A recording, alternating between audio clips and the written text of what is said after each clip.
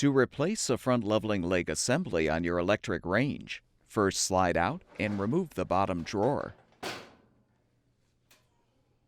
Rotate the leg you're replacing counterclockwise to raise it from the floor.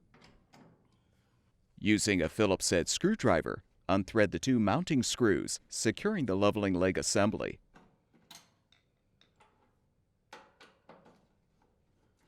With the screws unthreaded, you can slide out the old assembly. Install the new front leveling leg assembly by inserting the mounting bracket into the slot in the frame. Thread the mounting screws.